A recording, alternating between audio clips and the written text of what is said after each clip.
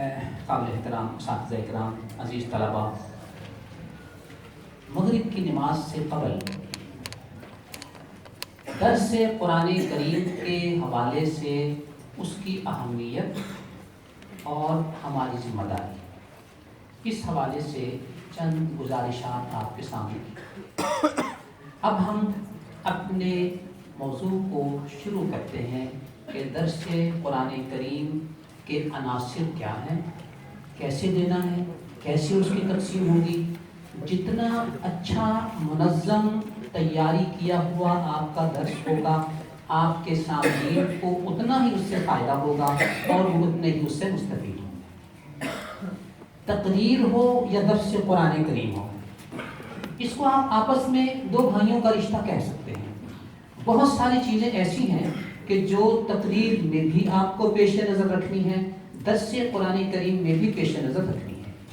تو جو اہم باتیں ہم نے آپ کے سامنے عرض کی تقریر کے حوالے سے، چونکہ آپ نے اپنی گفتگو لوگوں کے سامنے پیش کرنی ہے، درس قرآن کریم میں بھی انہی چیزوں کو آپ نے پیش نظر رکھنا ہے۔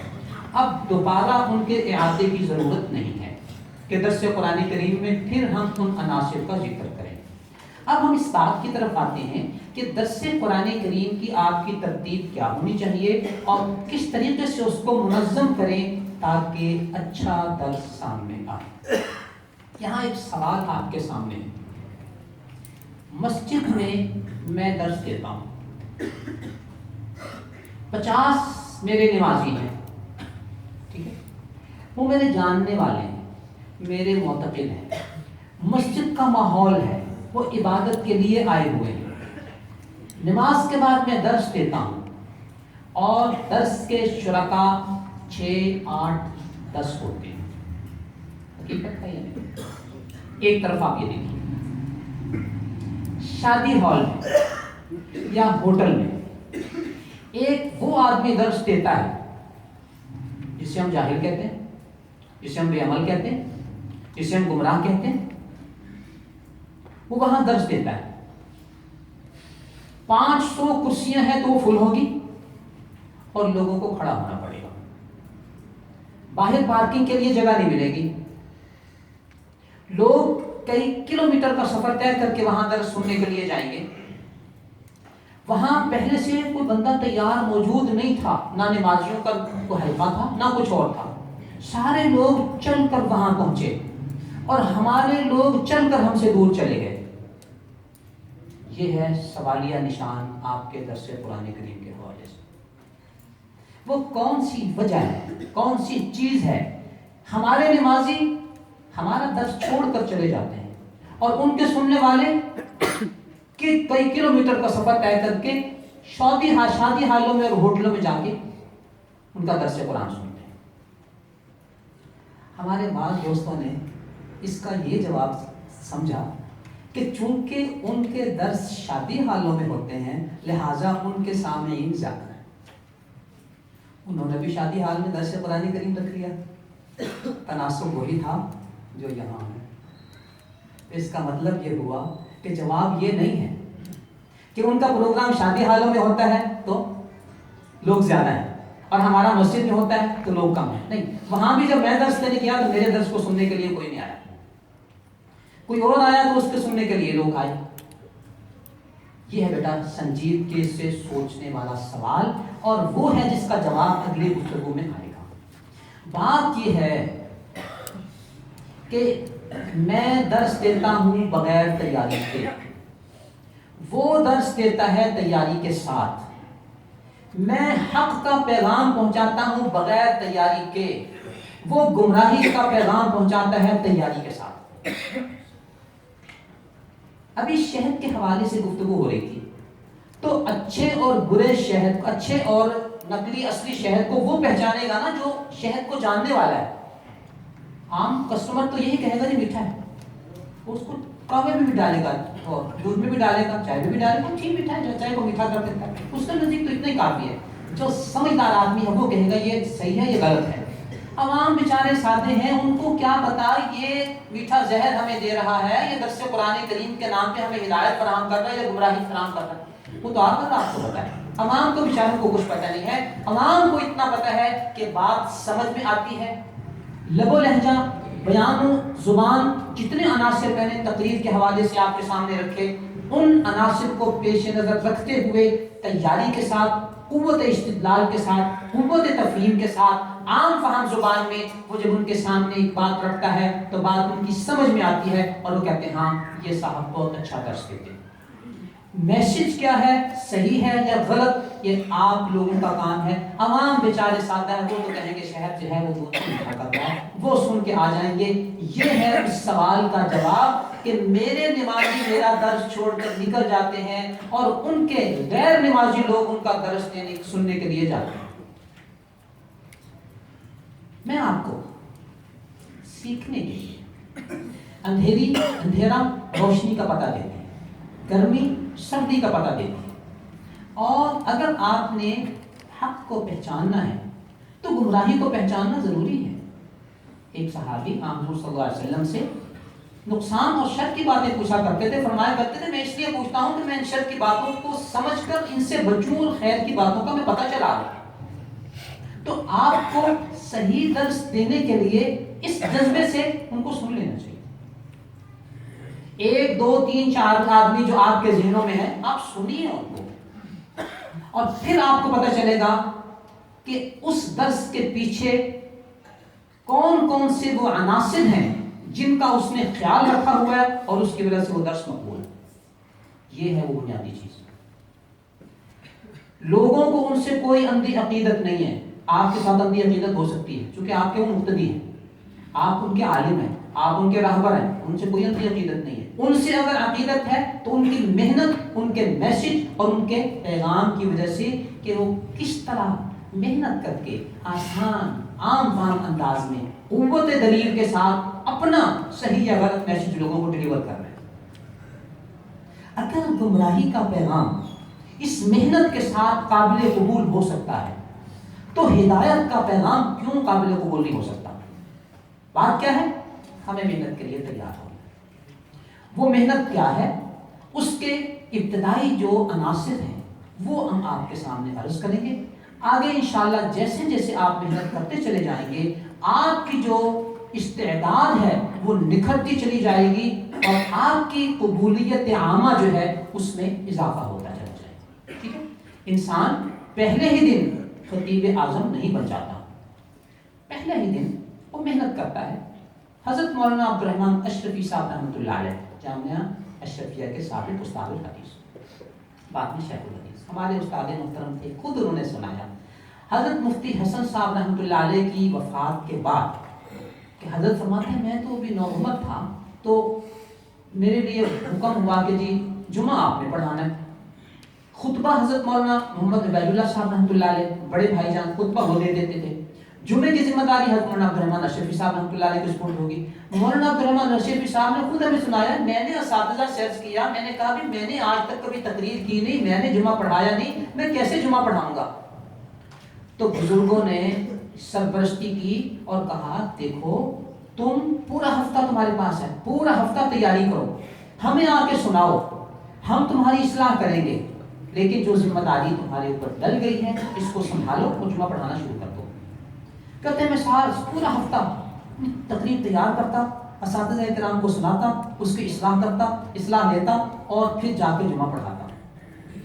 کہتے ہیں اللہ کا کرم ہوا کہ کچھ عرصے کے بعد الحمدللہ وہ ایک استعداد بن گئی اور مولانا عبد الرحمن اشرفی صاحب رحمۃ اللہ علیہ کی جمعے کی تقریر سننے کے لیے ان کی تشریف آوری سے پہلے مسجد کا حال بھرا ہوتا تھا.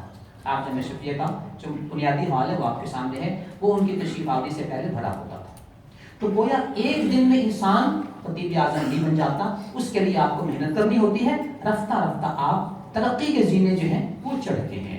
تو اس لیے اصل چیز یہ ہے کہ آپ نے محنت اور محنت کرنی ہے کسی بھی کام کے لیے، وہ خطابت ہو، وہ درس قرآن کریم ہو، آپ کے باقی سارے کے سارے مضامین ہوں. یعنی کہ اگر ہم خطابت درس قرآن کریم کی بات کر رہے ہیں تو باقی چیزیں نہیں، باقی سارے کے سارے موضوعات آپ کی تعلیم ہو، آپ کے فنون ہو، ہر فن، ہر چیز، ہر صلاحیت جو کورسز آپ کے اساتذہ آپ کے لیے ڈیزائن کرتے ہیں، جتنی آپ محنت کریں گے اتنی آپ کی استعداد اور صلاحیت جو ہے وہ نکھر کر سامنے آئے گی۔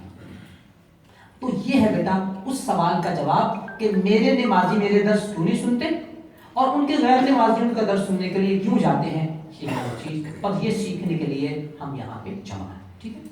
تو آئیے درس قرآن کریم کے حوالے سے ہمیں ایک بنیادی خاکہ ذہن میں رکھ لینا چاہیے کہ آپ کے درس قرآن کریم کی قانونی تقسیم کیا ہونی چاہیے۔ اگر آپ نے 55 منٹ سے 1 گھنٹے کا درس دینا ہے، جو عام طور پہ ہفتہ وار درس، 15 روزہ درس یا ماہانہ درس ہوتا ہے، وہ 1 گھنٹے کے لگ بھگ ہوتا ہے۔ اس سے آپ سٹینڈرڈ درس اپنے سامنے رکھیں، اس کی روشنی میں اگر آپ کا آدھے گھنٹے کا درس ہے یا 15 منٹ کا درس ہے، اسی تقسیم کو آپ نے اپنے سامنے رکھتے ہوئے نظام کو منظم کرنا ہے۔ 1 گھنٹے کے درس میں جو سٹینڈرڈ تلاوت ہوتی ہے وہ 3 منٹ ہونی چاہیے۔ 3 منٹ میں آپ کی تلاوت پوری ہو جانی چاہیے۔ ترجمے کے لیے 3 منٹ میں آپ کا ترجمہ مکمل ہو جانا چاہیے۔ 1 منٹ آپ کو اپنے درس قرآن کریم کا جو موضوع ہے، آج جو آیات آپ نے تلاوت کر کے لوگوں کو مفہوم بیان کرنا ہے، اس میں اللہ رب العزت ہم سے کیا ارشاد فرمانا چاہتے ہیں، اس کو ابتداءً تمہید اور مدخل کے طور پر 1 منٹ میں اس کو آپ نے بیان کرنا ہے۔ تو یہ آپ کی ابتدا ہوگی۔ اس کے بعد آپ کا جو اصل موضوع ہے جس کے اوپر آپ نے گفتگو کرنی ہے، 30 منٹ کا وہ اصل موضوع ہونا چاہیے جس پہ آپ نے گفتگو کرنی ہے۔ 30 منٹ کے بعد جتنا آپ نے درس دیا ہے اس کا خلاصہ کلام 2 سے 3 منٹ میں آپ نے لوگوں کے سامنے بیان کرنا ہے کہ آج کی اس گفتگو میں اللہ رب العزت نے جو کچھ ارشاد فرمایا اس میں اس کا خلاصہ یہ آپ کے سامنے ہے۔ تو 2 سے 3 منٹ میں آپ نے اس چیز کو بیان کرنا ہے۔ 5 منٹ آپ نے اس بات پر لینے ہیں کہ قرآن کریم کے اس مضمون اور مفہوم کو بیان کرنے کے بعد یہ مفہوم اور مضمون آج ہمیں کیا درس اور سبق دیتا ہے۔ 5 منٹ میں آپ نے اس کو اپنی ذات، اپنے معاشرے، اپنے عمل، اپنے خاندان پر اپلائی کرنا ہے کہ اس سے ہمیں کیا سبق ملا۔ یہ 5 منٹ آپ نے اس پر لگائے ہیں۔ اس کے بعد یہ جو ہفتہ وار اور 15 روزہ درس ہوتے ہیں اس میں آپ نے 10 سے 15 منٹ وہ دینے ہیں اس کے لیے سوال و جواب کے لیے، چونکہ درس میں آپ نے لوگوں کو وہ کچھ کہا جو آپ کہنا چاہتے تھے، لیکن لوگ آپ سے اس حوالے سے کیا سننا چاہتے ہیں آپ کو موقع دینا چاہیے۔ اس کے لیے سوال و جواب کی نشست بڑی اہم ہوتی ہے، تو 10-12 منٹ آپ کو سوال و جواب کے لیے دینے ہیں۔ ترجیح ان سوالات کو ہونی چاہیے جو آج کے موضوع سے متعلق ہیں۔ اگر آپ کے پاس وقت بچتا ہے تو پھر آپ ان سوالوں کو بھی لے لیں جو موضوع سے متعلق نہیں ہے، چونکہ وہ وقت آپ کے پاس موجود ہے۔ سوال و جواب کے حوالے سے ایک بنیادی بات آپ کے سامنے ہے۔ آپ اپنے ماحول کو دیکھیے، یہ سارا ماحول ہمارا اپنا ہے۔ میں نے آپ کے سامنے شروع میں گزارش کی ہے کہ آپ میں سے کوئی ساتھی کھڑے ہو کر بات کرنا چاہے ہم کھلے دل سے اس کو لیں۔ کیوں؟ کہ ہمیں پتہ ہے کہ اس نے جو بات کرنی ہے وہ سارے کے مزاج کے مطابق ہے۔ اس نے کوئی ایسی بات نہیں کر لینی کہ ایک ساتھی سوال کرے گا اور دوسرا ساتھی اس کے سوال سے چڑ رہا ہو، میں اس کا جواب دوں گا تو دوسرا ساتھی جواب سے ناراض ہو رہا ہو، یہ انہوں نے کیا جو ہے اختلافی بات کر لی۔ میں نے کہا آپ اوپن پڑھ کے سوال کرنا چاہیں کر لیں، لکھ کے کرنا چاہیں کر لیں، لیکن آپ اپنے درس کے ماحول کو دیکھیں کہ وہ حساس ہے یا اطمینان بخش ہے۔ اگر وہ سارے آپ کو پتہ ہے کہ شاگرد ہیں، ذہن بن گیا ہے، سارا ماحول ایک ہے، آپ انہیں کہیں کہ آپ زبانی سوال کر لیں۔ لیکن اگر آپ یہ دیکھتے ہیں کہ اس میں ان نون لوگ بھی موجود ہیں اور کوئی ایسا سوال بھی ہو سکتا ہے کہ جب کوئی آدمی زبانی سوال کر لیتا ہے پھر جب آپ اس کا جواب نہیں دیتے تو وہ عیب شمار ہوتا ہے کہ یہ مولانا نے اس کے سوال کو اگنور کیوں کیا، پھر آپ کے لیے اس کو بغیر جواب کے نکلنا مشکل ہو جاتا ہے۔ ایسے ماحول میں آپ لکھے ہوئے سوال لیں، اوپن سوال نہ لیں۔ لکھے ہوئے سوال میں آپ کو بیٹا یہ فائدہ ہو جاتا ہے کہ جو سوال عمومی مزاج سے تعلق رکھتے ہیں آپ ان کا جواب دے دیں، جو سوال ایسے ہیں کہ عمومی جواب دینے کے لیے مناسب نہیں ہے آپ انہیں کہیں کہ یہ ایک ساتھی جس نے یہ سوال کیا ہے وہ درس کے بعد مجھے کمرے میں آ کر ملے۔ ٹھیک ہو گیا؟ آپ اس کو پرسنل جواب دے دیں تو وہ ماحول خراب نہیں ہوگا. ایسا سوال بھی ہو سکتا ہے اس میں آپ کو اس کا جواب نہیں آتا. اگر ایک آدمی نے کھڑے ہو کر سوال کر لیا، انسان کوئی عقل کل یا علم کامل تو نہیں نہ رکھتا، ناقص علم، ہم سب ناقص علم والے.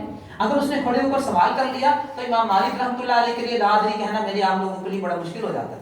ہم کہیں گے وہ لوگ کیا کہیں گے مولوی صاحب کو آتا ہے کس لیے. تو اس سے بچنے کا طریقہ یہ ہوتا ہے کہ آپ لکھا ہوا سوال لیں اور جو اس طرح کا سوال آئے اسی کے انشاءاللہ اس پہ کل ہم گفتگو کریں گے. تو اس سوال کو جب آپ کل تک ڈیلے کر دیں گے تو اس دوران آپ مطالعہ کر لیجئے، اس دوران اپنے اکابر علماء سے مشورہ کر لیجئے. آج موبائل کا دور ہے، اپنے اکابر سے وابستہ رہیے. کوئی ایسا سوال ہو آپ کو پتا ہو فقہی حوالے سے تعلق رکھتا ہے تو آپ اپنے مفتیان کرام سے پوچھ لیجئے. علمی حوالے سے تعلق رکھتا ہے، جس ذوق اور جس فن سے تعلق رکھتا ہے، ان علماء سے آپ کے مراسم اور روابط ہونا چاہیے، ان سے آپ مطالعہ کر پوچھ لیجئے. اور دوسرے دن درس قرآن کریم کے دوران جواب دینا ہے 2 دے دیجئے، اور اگر اس کو علیحدہ بلا کے جواب دینا ہے علیحدہ جواب دے دیجئے. یہ آپ کی سیف سائڈ ہوتی ہے لکھے ہوئے سوال و جواب کے حوالے سے. تو یہ فنی بات آپ حضرات کے سامنے رہے کہ 10 منٹ آپ نے لکھے ہوئے سوال و جواب کے لیے لینے ہیں تو یہ کل 55 منٹ سے لے کر 1 گھنٹے تک کا آپ کا درس قرآن ہو گیا.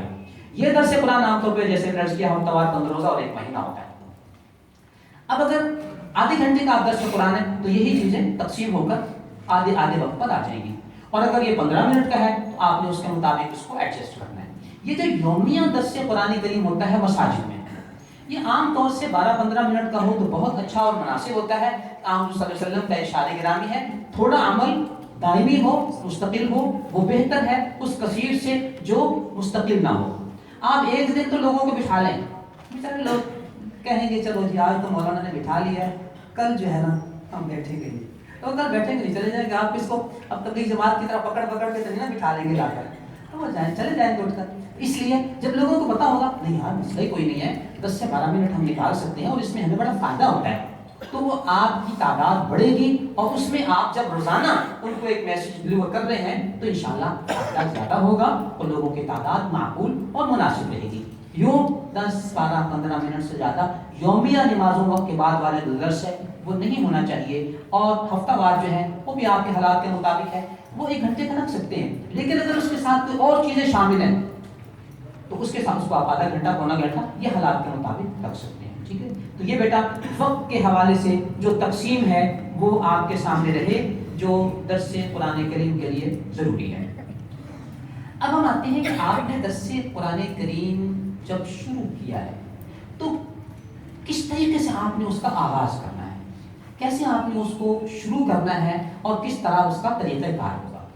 آپ نے قرآن کریم کی آیات کی تلاوت کرنی ہے.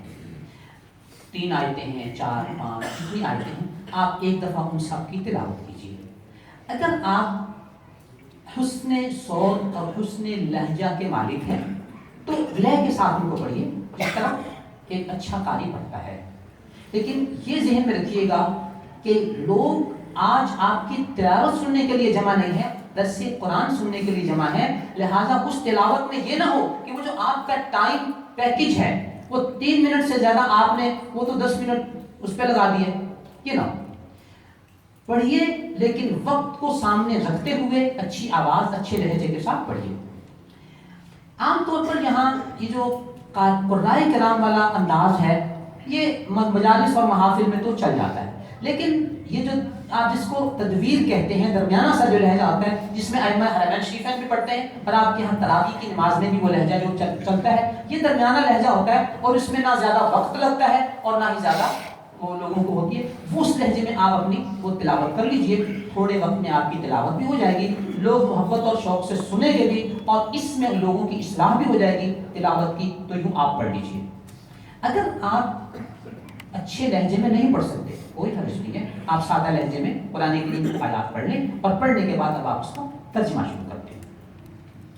یہاں آپ 1-2 باتوں کا خیال رکھیں.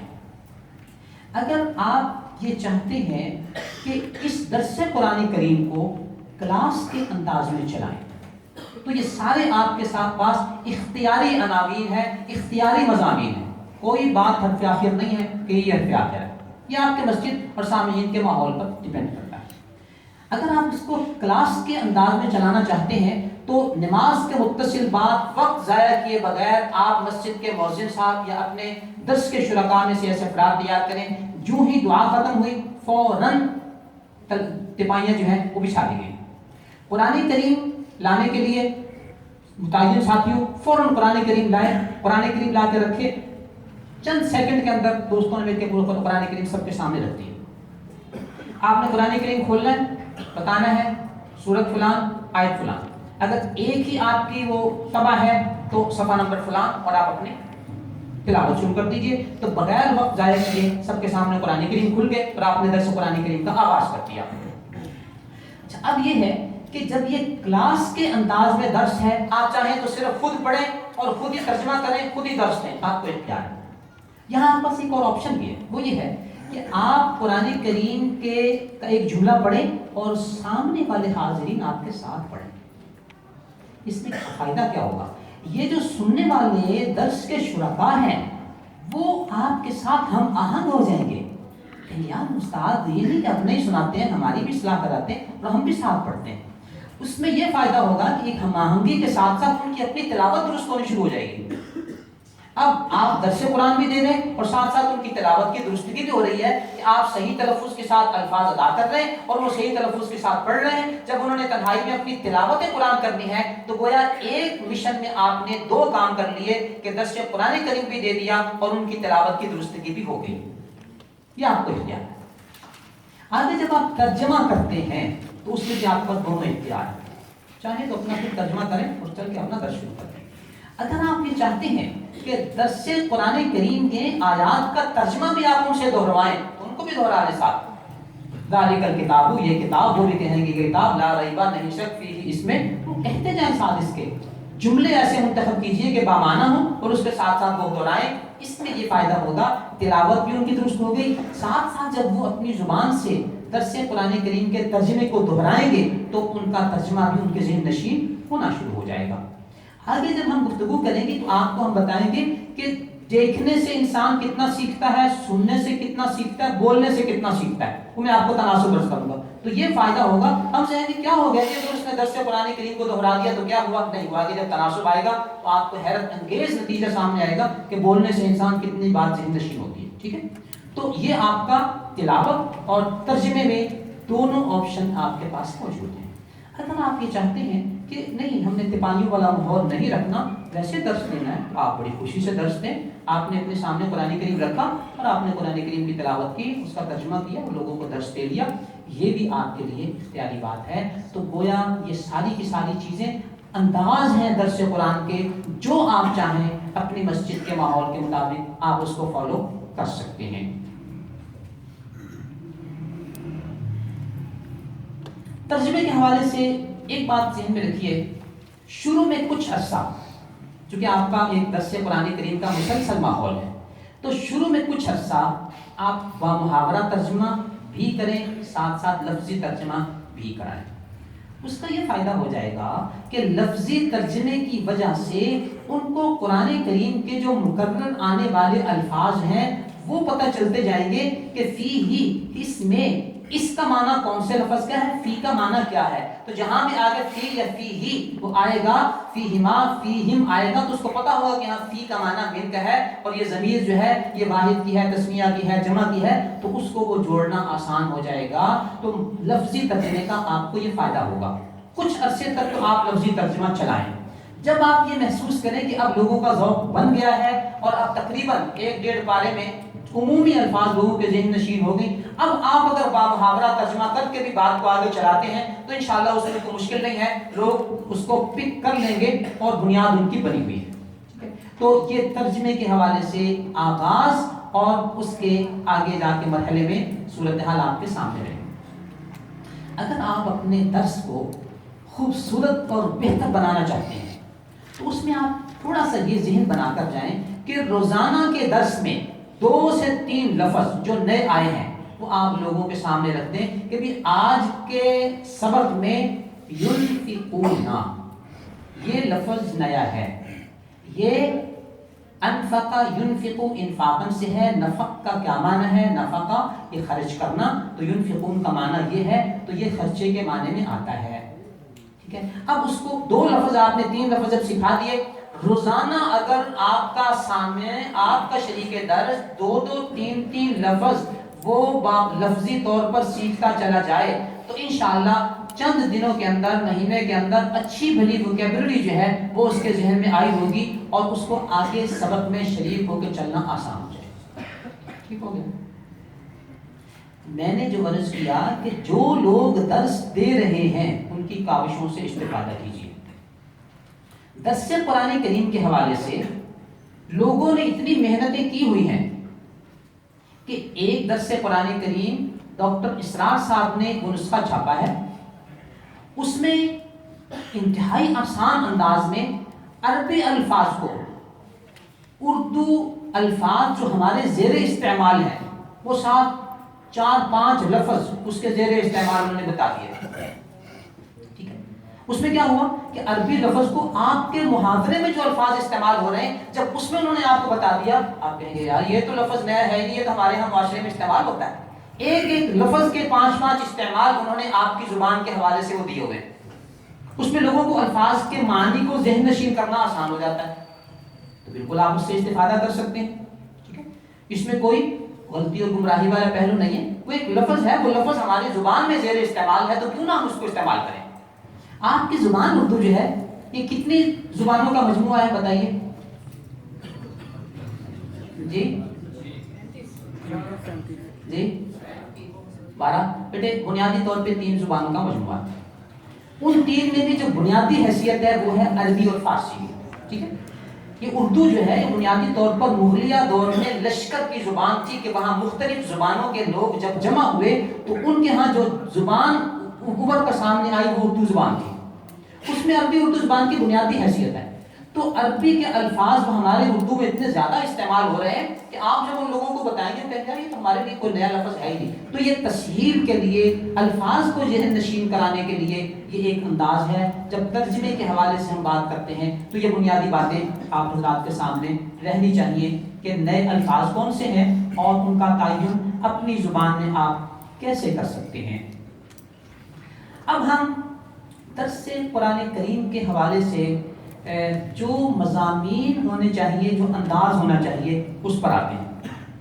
عام طور پر شان نزول ہم بیان کرتے ہیں، شان نزول انتہائی اختصار سے بیان کریں کیونکہ اصل چیز وہ پیغام اور میسج ہے جو آپ نے بیان کرنا ہے۔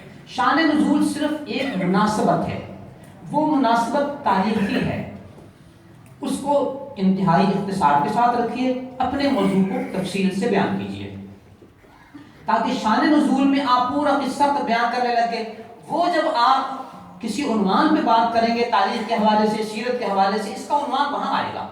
لیکن قرآن کریم میں جب آپ نے شان نزول کو اتنا لمبا کر دیا تو وہ جو اصل آیات آپ نے پڑھی ہیں، ان آیات میں کیا پیغام دیا گیا ہے وہ آپ کا پیغام محدود ہونا شروع ہو جائے گا۔ اس لیے شان نزول کو ہمیشہ مختصر رکھا جائے۔ بنیادی بات یہ ہوتی ہے کہ جب آپ درس قرآن دے رہے ہیں تو اس کو اپنے معاصر حالات کے اوپر تطبیق دینی ہے، اپلائی کرنا ہے۔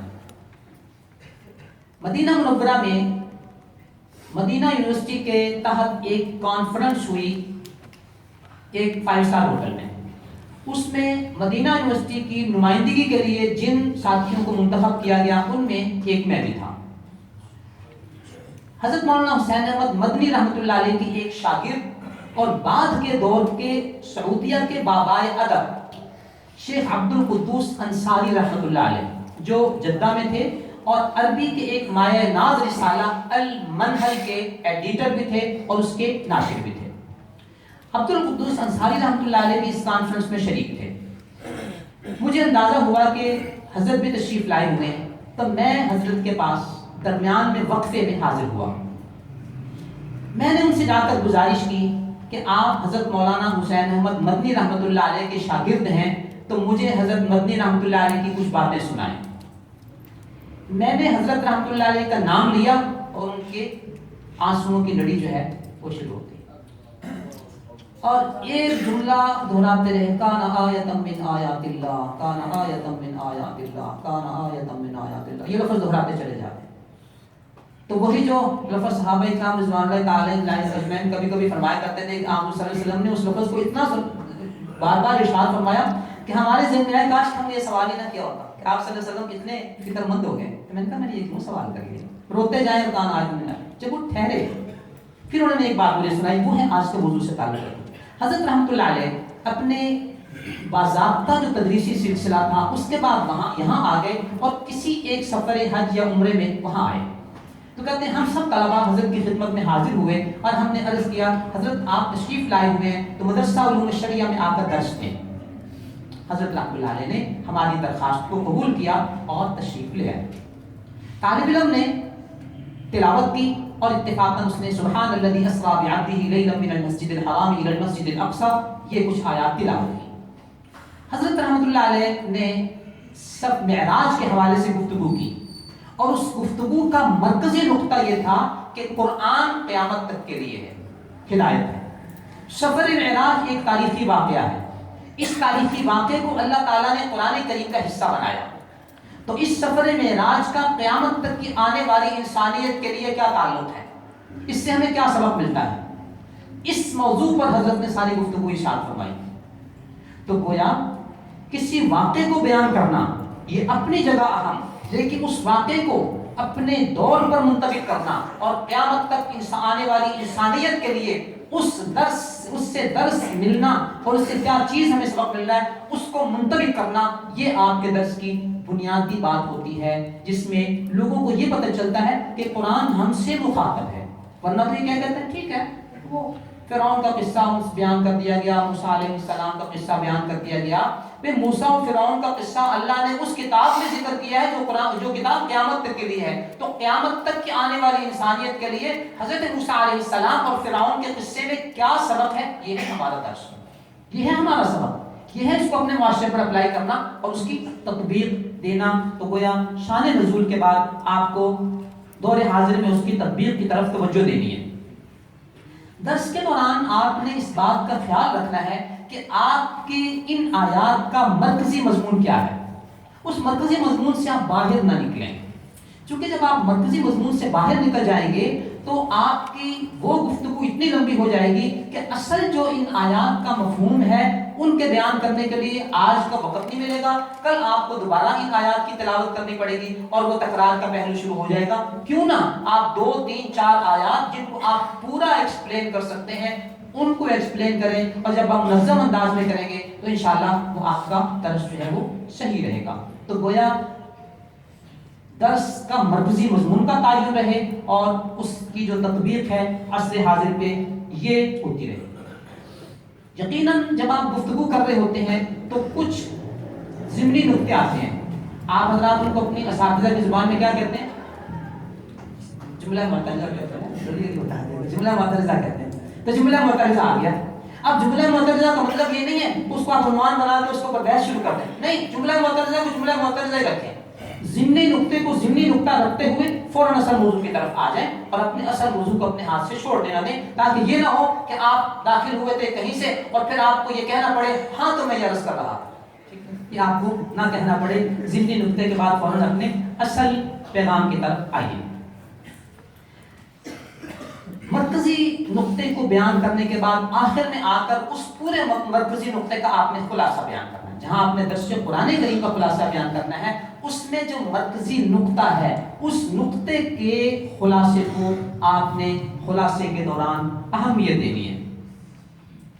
جب آپ قرآن کریم کا درس دیتے ہیں تو اس میں اس درس سے متعلق قرآن کریم کی جو آیات ہیں، کون سی آیات کا تذکرہ ان آیات کے ساتھ جوڑ کر بیان کرنا یہ مناسب ہے، یہ آپ کے درس قرآن کریم کا ایک حصہ ہونا چاہیے۔ اس کو آپ کیا کہتے ہیں، تفسیر القرآنی بالقرآن، ٹھیک ہے۔ قرآن کریم کی بعض آیات دوسری بعض آیات کی تفسیر کرتی ہیں، تو آپ نے اس حصے کو اپنے ساتھ رکھنا ہے۔ یہ کیسے رکھیں گے آپ؟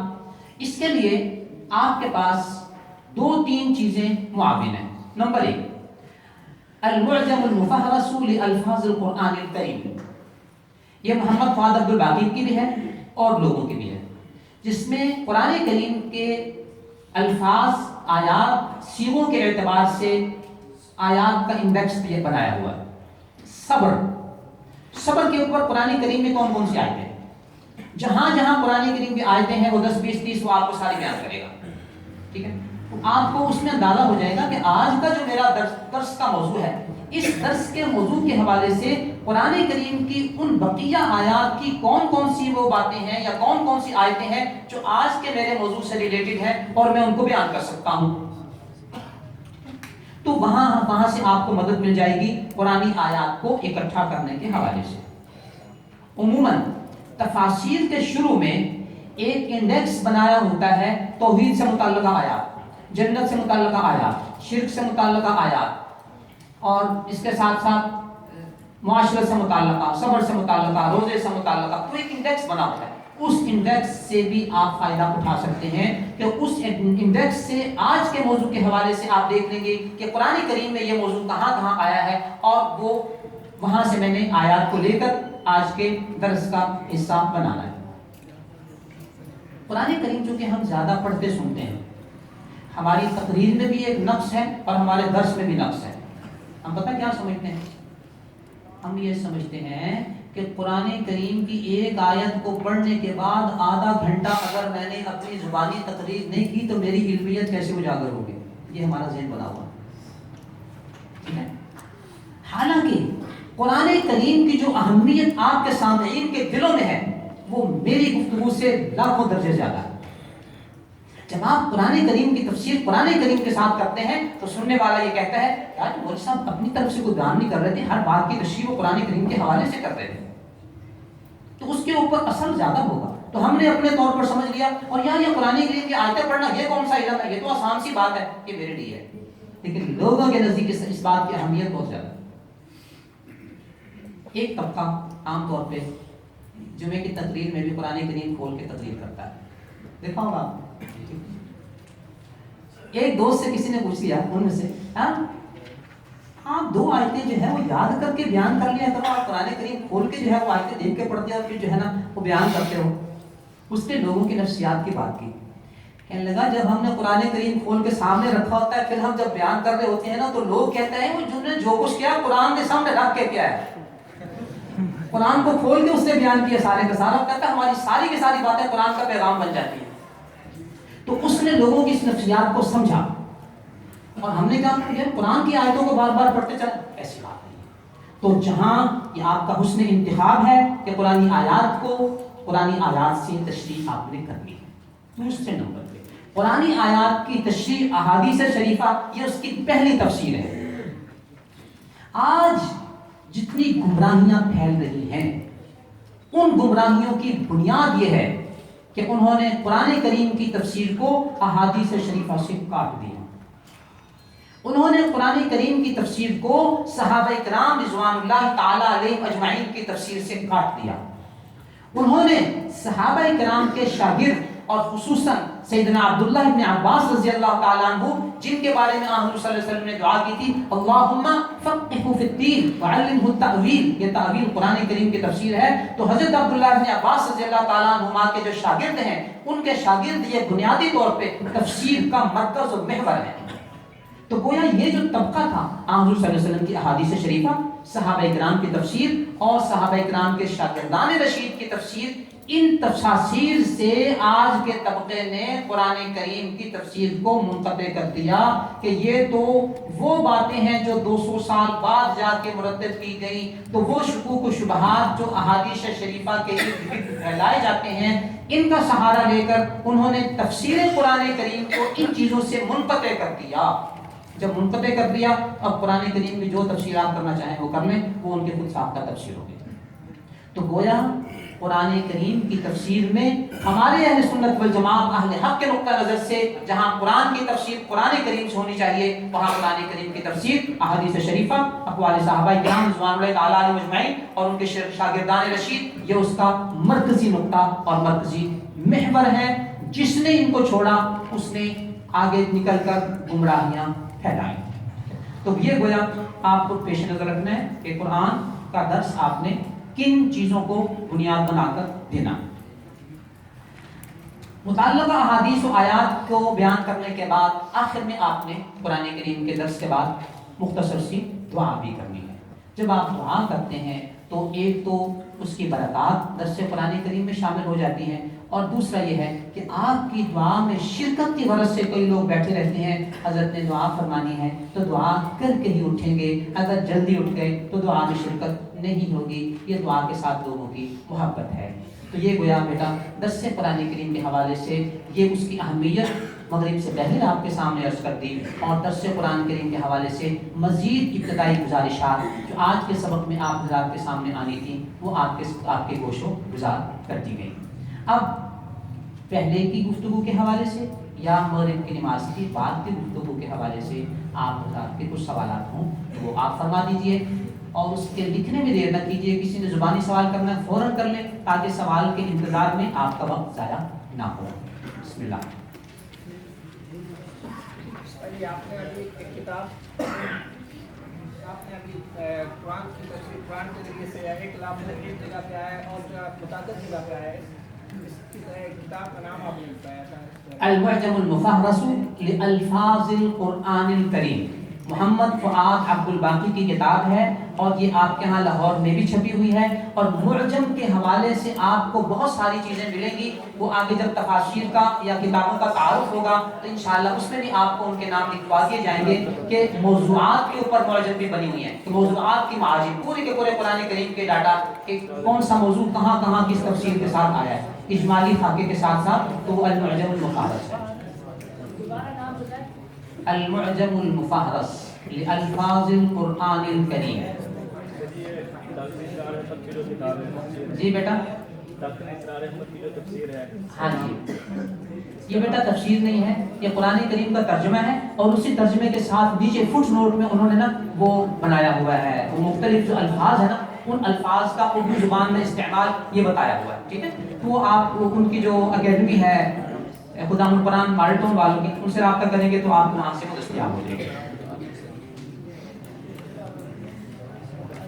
जो आपने फरमाया कि दर्स कुरान पाक के बाद उसको उसे हाजिर पर तदवीर नहीं दी जाए, उसकी क्या सूरत होगी? उसके लिए बेटा बात यह है कि ये काम थोड़ा सा है ज़ौक़ वाला और मेहनत वाला। हज़रत शाह वलीउल्लाह रहमतुल्लाह अलैह इरशाद फरमाते हैं कि कुरान करीम को उस वक्त तक तुम नहीं समझ सकते जब तक कि तुम इस कुरान करीम की तत्बीक जो है वो अपने माहौल और माशरे के ऊपर नहीं करते। ठीक है, लेकिन कैसे करें, इसके लिए आपको सोच विचार करनी होगी, मेहनत करनी होगी।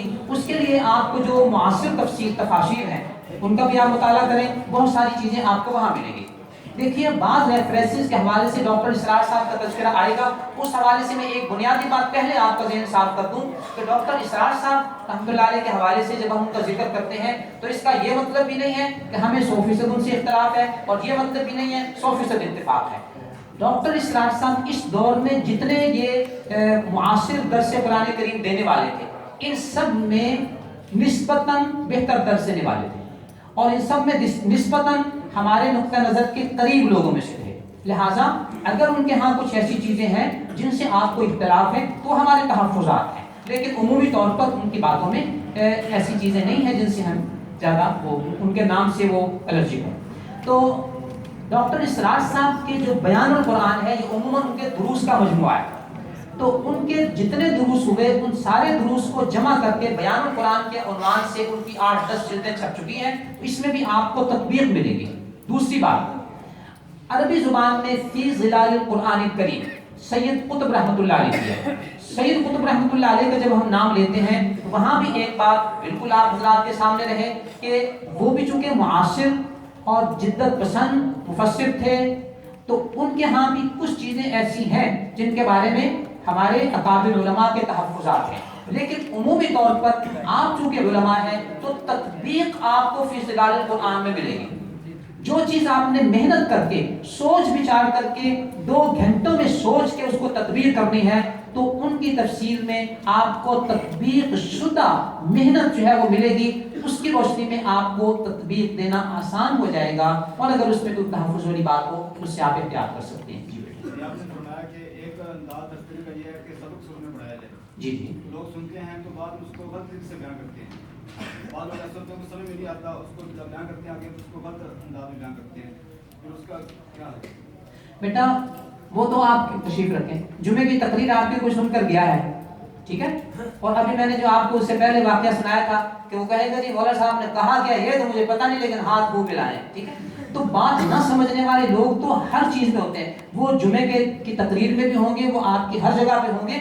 अब कोई शख्स आपकी बात को गलत बयान करता है तो ये तो हर जगह ये इसका इम्कान और खदशा तो बाकी रहता है ना।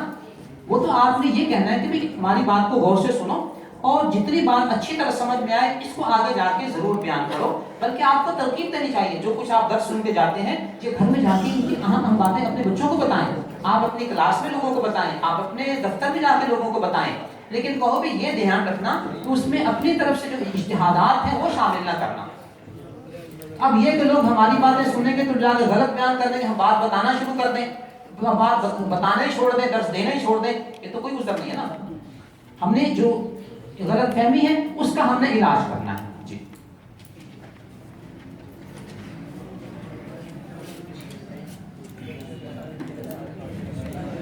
ये दर्स देने से पहले कौन सी तफसीर का मुताला होना चाहिए, इंशाअल्लाह तफासीर का ताल्लुक इंशाअल्लाह जब आएगा तो उसमें इसका जिक्र हो जाएगा।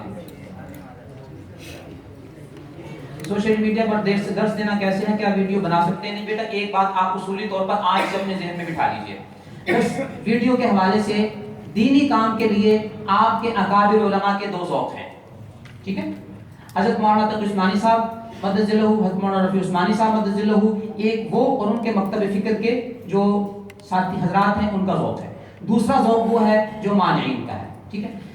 मशवरा और इत्तेफाक तमाम अकाबिर का इस बात पर हुआ है कि इन दोनों मकातिब फ़िक्र में से जिस आलिम, जिस तालिब इल्म का जिस ज़ौक़ की तरफ रुझान हो वो उस पर अमल करे और दूसरे पे तनकीद ना करे। आपका अगर वीडियो दीन के लिए इस्तेमाल करने के लिए शरह सदर है आप बनाए कीजिए, आपका नहीं है ना कीजिए, जो करता है उसके रास्ते में रुकावट ना डालिए, जो नहीं करता उसके ऊपर तनकीद न कीजिए। हज़रत मौलाना असलम शेखुपुरी साहब रहमतुल्लाह अलैह से मैंने पूछा, हज़रत आपने इतना अरसा दर्स दिया है तो आपने क्या महसूस किया, आपने कोई बशारत कोई चीज़ इस तरह की ख्वाब में सुनी देखी हो तो मुझे बताइए। फरमाने लगे भी ऐसी बात तो कुछ नहीं है, लेकिन मीडिया पर सबसे पहले दर्स कुरान करीम के हवाले से मैं आया हूँ। अब मैं नौजवानों से कहता हूँ जितने लोगों ने पत्थर मारने थे मुझे मार लिए हैं, अब तो तुम आकर काम कर लो।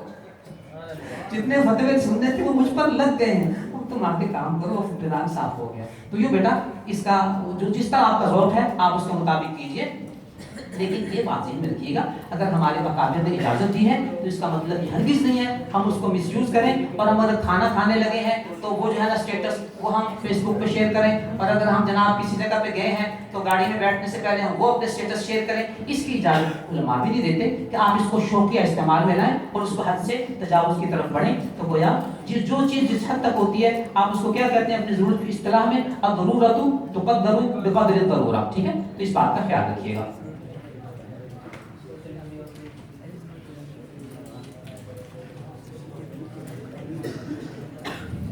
कुरान करीम की मुख्तसर तफसीर इसका तज़किरा आ जाएगा तफासीर के तारुफ में। बाज़ इलाक़े कुरान अरबी ज़ुबान से या इस तालीम से बिल्कुल वाकिफ़ नहीं होते, उनके लिए दर्स कुरान करीम कैसे दिया जाए। ये वही बात है जिसका पहले जिक्र हुआ था कि आपने ये देखना है कि आपके मुखातब कौन सी ज़ुबान बयान को समझ सकते हैं। कुरान करीम जो है ये सिर्फ पढ़े लिखे लोगों के लिए नहीं आया, ये उन बद्दुओं के लिए भी आया है कि जो हुज़ूर सल्लल्लाहु अलैहि वसल्लम के पास आके अर्ज़ करते थे मन फ़ीकुम मोहम्मद, ये अल्फाज़ हैं मन फ़ीकुम मोहम्मद सल्लल्लाहु अलैहि वसल्लम। तो सहाबा किराम कहते हैं तशरीफ़ फरमाएं, ऐसे लोगों के लिए भी कुरान आ गया। आपके पास क्या दलील है कि तुम अल्लाह के नबी हो? कहते अल्लाह की मुझ पर वही आई है। ऐसे लोगों के लिए भी कुरान आया। इसका मतलब ये नहीं है कि कुरान सिर्फ जो है ना आपने यूनिवर्सिटियों में जाकर दर्स दे रहे हैं। कुरान देहातियों के लिए भी आया है, कुरान पढ़े लिखों के लिए आया है और कुरान सब के लिए आया है। ये कैसे देना है ये आपका कमाल है, आपने दर्स कुरान करीम कैसे देना है। मुख्तलिफ कुरान मसलक के लोग अगर दर्स कुरान करीम में मौजूद हों तो दर्स कुरान और तफसीर व तर्जुमा कैसे करें। देखिए कुरान करीम पे सबका इत्तेफाक है, कुरान करीम से किसी को इख्तलाफ नहीं है। आप जब कुरान करीम का पैगाम लोगों के सामने बयान करेंगे तो किसी को उस पर एतराज नहीं होगा। अब कितना पैगाम कब डिलीवर करना है ये आपकी हिकमत है। कहीं आप सिर्फ तर्जमा करके गुजर जाएं, अभी तफसीर शुरू ना करें, آپ کو پتا ہے کہ اگر اس جملے کی میں نے آج تفسیر کر دی، ابھی لوگوں کے اندر وہ ذوق پیدا نہیں ہوا، لوگوں کو مجھ پہ اعتماد نہیں بنا کہ میں بات ٹھیک کرتا ہوں، تو آج میں نے یہ بات نہیں کرتی، اس کا تذکرہ جب اگلی دفعہ قرآن کریم میں آئے گا اس وقت میں اس کا ذکر کروں گا۔ تو یہ آپ کی حکمت عملی ہے، کون سا مسئلہ کس وقت کتنی تفصیل کے ساتھ بیان کرنا ہے، ایک بات۔ دوسری بات یہ ہے کہ جب آپ قرآن کا پیغام دے رہے ہیں تو اس میں کوشش یہ کیجئے کہ اس میں نقد و جرح کے حوالے سے کسی دوسرے طبقے کا نام آپ نہ لیں۔ جب آپ نام لیتے ہیں تو وہاں سے اختلاف ہوتا ہے، ٹھیک ہے؟ کسی کو چڑھا کر بات نہ کریں کہ سننے والے یہ محسوس کریں کہ یہ مولوی صاحب جو ہے نا یہ بنیادی طور پر مجھے اشارہ کر رہے تھے، وہ آپ جس کی طرف اشارہ کر رہے ہیں کل آپ کا درس میں نہیں آئے گا۔ تو یہ آپ کی حکمت عملی ہے کہ آپ نے کس طرح درس دینا ہے۔ قرآن پر سب کا اتفاق ہے، قرآن کریم کے پیغام کے سامنے ہر شخص جو ہے وہ سر تسلیم خم کرنے کے لیے تیار ہے۔ پرسوں ایک جگہ میری گفتگو ہو رہی تھی تو بات چل پڑی گنبد خطرہ کے حوالے سے اس بات پر کہ حضور صلی اللہ علیہ وسلم کی قبر شریف کے اوپر جو گنبد ہے کیا یہ اس ممانعت کے ضمن میں آتا ہے یا نہیں کہ قبروں پر تعمیر ہو، اس پر میں نے بیان کیا۔ ایک نوجوان ناتھاں تشریف فرما تھے، انہوں نے مجھ سے تھوڑی سی گفتگو کرنا چاہیے، میں نے ان کو ایک ہی جواب دیا، میں نے کہا قبروں کے اوپر تعمیر نہ کرنے والی بات نہ میری ہے نہ آپ کی ہے، یہ اس ہستی کی بات ہے جس کے سامنے مجھے بھی سر تسلیم خم کرنا ہے اور آپ کو بھی سر تسلیم خم کرنا ہے، لہٰذا آپ اس کو میرے فرقے یا اپنے فرقے کی بات سمجھ کے آپ اس کو جو ہے وہ اعتراض یا مسترد کرنے سے پہلے سوچ لیجئے۔ تو قرآن کا جب آپ پیغام کسی کو دیں گے کوئی شخص یہ نہیں کہہ سکتا کہ جی آپ نے جو قرآن کی آیت بیان کی میں اس کو نہیں مانتا ہوں، کافر ہو جائے گا، کون ایسی بات کر سکتا ہے قرآن کریم کے حوالے سے۔ یہ آپ کا حسن بیان ہے، حسن انداز ہے کہ آپ نے کیسے اس پیغام کو لوگوں کے سامنے ڈیلیور کرنا ہے اور کب کرنا ہے۔ درس قرآن کے حوالے سے کن کتب سے مدد لے سکتے ہیں اس کا تذکرہ آ جائے گا۔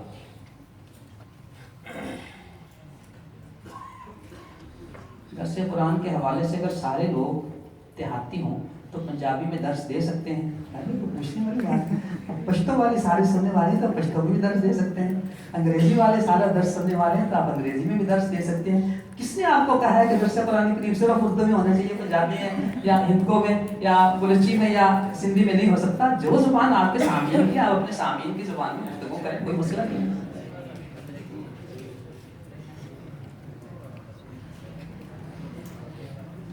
ہمارے نمازی ہمارا درس سننے کیوں نہیں آتے؟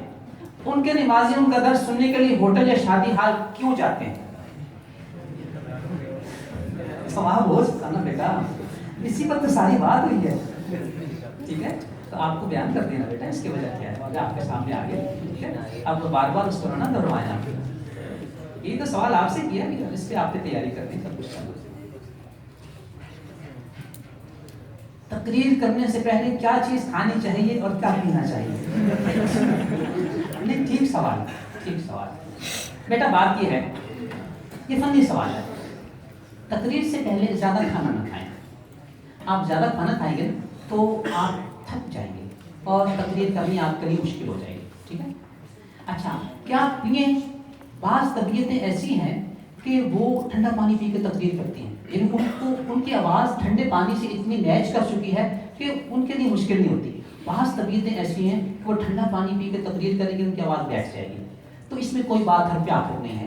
آپ کو اگر ٹھنڈا پانی مناسب لگتا ہے ٹھنڈا پانی پیئے، آپ اپنی اس تقریر کے دوران ٹھنڈا پانی اپنے پاس رکھوا لیں، اور اگر گرم پانی سے آپ کو نسبت ہے، قہوہ بنوانا چاہیں، چائے رکھنا چاہیں تو آپ اپنے ذوق کے مطابق رکھ سکتے ہیں، ٹھیک ہے؟ اچھا، یہ بھی آپ ذہن میں رکھیے گا کہ آپ اگر بالکل بھوکے ہیں اور آپ تقریر کر رہے ہیں تو بھی شاید آپ کے لیے مشکل ہو، اس لیے اگر آپ اس پوزیشن میں ہلکا پھلکا کھانا کھا لیں، اور زیادہ کھانے سے تو بہرحال ہر حال میں مشکل ہو جاتی ہے، آپ کے اجتے کا بات ہے، صحیح بات ہے، کسی کے اس میں کوئی وہ لطیفہ نہیں ہے۔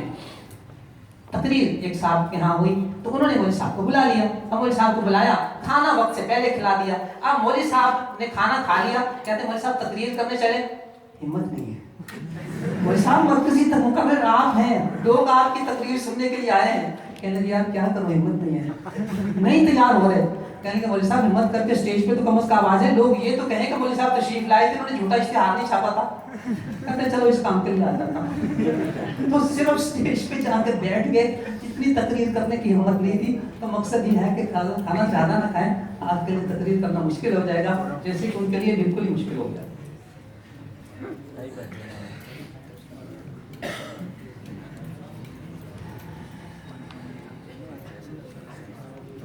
کچھ حضرات درس کے دوران مسئلہ پوچھ لیتے ہیں تو فوراً بتائیں یا بعد میں. دیکھیے درس قرآن کا ایک سیٹ اپ ہے.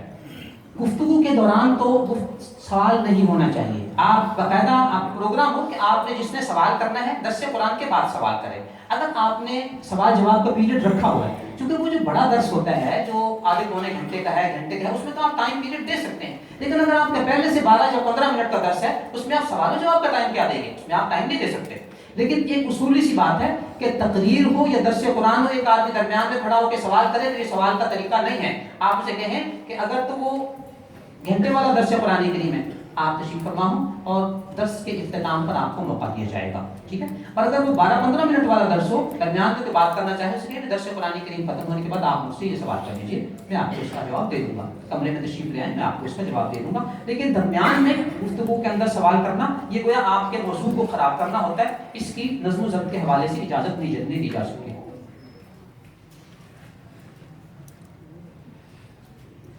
قرآن کریم کا ترجمہ کرنے کے لیے ہر ایک کا ترجمہ ایکسیپٹ کر سکتے ہیں. دیکھیے اس میں کوشش یہ کیجیے ترجمہ صحیح ہو. صحیح لوگوں کا صحیح کیا ہوا ترجمہ جو ہے وہ کوئی بھی ہو. موجودہ دور میں حضرت مولانا عثمانی صاحب مدظلہ کو جو آسان ترجمہ قرآن کریم میں بڑا اچھا ترجمہ ہے. اس کے علاوہ ہر وہ ترجمہ جو صحیح ہے وہ آپ اس سے مدد لے سکتے ہیں, چاہے وہ متقدمین کا ہو یا معاصرین کا ہو. کسی کے ترجمے سے بھی آپ استفادہ کر سکتے ہیں. کیونکہ دیکھیے قرآن کریم کے ترجمے میں عام طور پر خیانت مشکل ہوتی ہے. جتنی باتیں ہوتی ہیں اکثر و بیشتر وہ ہوتی ہیں تفسیر کے اندر جا کر اور حاشیے کے اندر جا کر. چونکہ قرآن کریم کے ترجمے کی غلطی فوراً پکڑی جاتی ہے. ہر آدمی کہے گا یار یہ جو آپ نے ترجمہ کیا ہے کس لفظ کا ترجمہ ہے, وہ فوراً پکڑا جاتا ہے. تو ترجمے میں غلطی کم کی جاتی ہے, اس کے باوجود ہوتی ہے. لہٰذا ترجمہ آپ کے اعتماد والے لوگوں کا اور صحیح لوگوں کا اس سے استفادہ کیجیے. گھر میں درس قرآن دینے کا کیا حکم ہے؟ میں سمجھتا ہوں اس کی تو بالکل اجازت نہیں ہے. یہی جواب ہو سکتا ہے. گزارش کی ہے آپ اپنے درس قرآن کا آغاز اگر کوئی سٹیج نہیں ہے اپنے گھر سے کیجیے میرا بیٹا, اپنے بیٹھک سے آپ درس قرآن کا آغاز کیجیے. ہم کیسے کہہ سکتے ہیں کہ درس قرآن کریم گھر میں دینے کا کیا حکم ہے؟ ضرور دیجیے. اور گھر میں کیسے درس قرآن دے سکتے ہیں؟ بیٹا جیسے درس قرآن کریم مسجد میں دیا جاتا ہے اس کے وہی اصول و ضوابط ہیں اور انہی اصول و ضوابط کے مطابق آپ کو اپنے گھر کے اندر درس دینا ہے. اس کا مطلب یہ نہیں کہ آپ نے گھر کے اندر دے دیں, اس میں کوئی نظم و ضبط نہیں ہے, کوئی نظام نہیں. وہ 10-15 منٹ کے لیے آپ لوگوں کے لیے معلم کے منہج پر فائز ہیں. اس وقت آپ کو نظم و ضبط کے ساتھ اچھے طریقے سے کے ساتھ گفتگو کرنی ہے اور اچھے طریقے سے درس دینا ہے. جمعے کی تقریر کا دورانیہ کم از کم کتنا ہونا چاہیے؟ یہ آپ کے سامعین پر موقوف ہے اور آپ کی تقریر کی جان پر موقوف ہے. کہ کچھ خطیب ایسے ہوتے ہیں کہ جن کی لوگ پونا گھنٹہ تقریر سننے کے لیے ترستے ہیں, اور کچھ لوگ ہوتے ہیں کہ جو تقریر شروع کرتے ہیں تو لوگ گھڑی کی طرف دیکھ رہے ہوتے ہیں کہ کب وقت ختم ہوگا. اور عربی میں آپ کہتے ہیں کیا کہتے ہیں؟ لیکن سکت, خاموش کب ہوگا مولوی صاحب. تو یہ ہے کہ آپ کے جمعے کے سامعین پر موقوف ہے. کہیں آپ کو 20 منٹ, کہیں 25 منٹ, کہیں آدھا گھنٹہ, 35 منٹ, عام طور پر آدھے گھنٹے کے کم و بیش جو ہے وہ ٹائم ہوتا ہے. تو اس میں کوئی چیز حد پہ آخر نہیں ہے کہ اتنا ہی ہونا چاہیے. یہ جتنا آپ جو تقریر کر سکتے ہیں وہ کر لیا کیجیے. بعض آیات میں کسی دوسرے پر اٹیک ہوتا ہے جیسے علم غیب والی آیتیں ہیں. تو بیٹا میں نے جو بات آپ سے کی کہ آپ شروع میں ترجمہ کر کے آگے چلیں, جب آپ کا ماحول بن جائے مختصر سی اس کی تشریح کر لیں. لیکن جو لفظ اٹیک کیا نا, قرآن کسی پر اٹیک نہیں کرتا. قرآن جو کہتا ہے وہ اس کو ماننا مسلمانوں کے لیے ضروری ہے. کوئی شخص نہیں کہہ سکتا کہ قرآن میرے اوپر اٹیک کر رہا ہے. تم کون ہوتے ہو کہ قرآن تمہارے اوپر اٹیک کرتا ہے؟ تمہیں تو قرآن کی بات کو ماننا ہے. تمہاری اپنی حیثیت ہے کیا؟ میری کیا حیثیت ہے کہ میں کہوں قرآن مجھ پہ اٹیک کر رہا ہے؟ قرآن کسی پر اٹیک نہیں کرتا. مجھے اپنا سر قرآن کے سامنے جھکانا ہے, ٹھیک ہے. لیکن آپ کی حکمت عملی ہے کہ آپ نے قرآن کریم کے اس پیغام کو کب اور کیسے بیان کرنا ہے, ٹھیک ہے. کیا اس طرح بیان کرنا ہے کہ وہ بیان سن کے لوگ وہ اٹھ کے چلے جائیں اور دوبارہ آپ کے درس میں نہ آئیں؟ نہ, یہ آپ کی حکمت عملی ہے کہ آپ نے لوگوں کو جمع رکھنا ہے, لوگوں کو آپ نے بھگانا نہیں ہے۔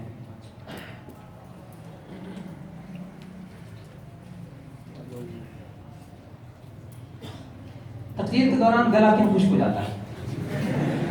ٹھیک بات ہے، ٹھیک بات ہے، بالکل صحیح ہے بیٹا۔ یہ شروع میں ایسے ہوتا ہے، شروع میں ہوگا کہ گلا خشک ہو جائے گا۔ یہ کچھ علامات ایسی ہوتی ہیں جو آپ کی ابتدا میں تقریر کے دوران ہوتی ہیں، اس میں گلا خشک ہو جاتا ہے، پسینہ آتا ہے، جسم کانپتا ہے، ٹھیک ہے، معلومات بھول جاتی ہیں۔ تو یہ وہ علامات ہیں جو شروع میں ہوتی ہیں، ٹھیک ہے۔ لیکن اس کا علاج وہی ہے کہ تمرین کریں، رفتہ رفتہ یہ کیفیات بہتر ہو جائیں گی۔ تقریر کے دوران آپ سے عرض کیا کوئی عیب نہیں ہے کہ آپ پانی پی لیں، عیب نہیں ہے آپ کعبہ پی لیں، چائے پی لیں، ضرورت ہے آپ بوتل گلاس اپنے پاس رکھ لیں، آپ ایک گھونٹ پی لیں، کوئی عیب والی بات نہیں ہے۔ پیاس لگ رہی ہے یا منہ خشک ہو رہا ہے، آپ اس کو استعمال کر سکتے ہیں۔ اگر آپ کے پاس پانی نہیں ہے، منہ خشک ہونا شروع ہو گیا، تو کوشش کیجئے چھوٹے چھوٹے جملے آپ کو استعمال کریں۔ لمبے جملے جب آپ بیان کریں گے تو خشک منہ کے ساتھ لمبے جملے کو ادا کرنا مشکل ہوتا ہے، لہذا مختصر جملے جب آپ استعمال کریں گے تو اس کا مداوع جو ہے آپ کے اس طریقہ کار کے ساتھ ہو جائے گا کہ ایک دو سوال دے کے وقت کو مختصر کرتے ہیں، چونکہ اذان کا وقت ہو رہا ہے۔ تقریباً آپ کی سب باتیں ہو گئی۔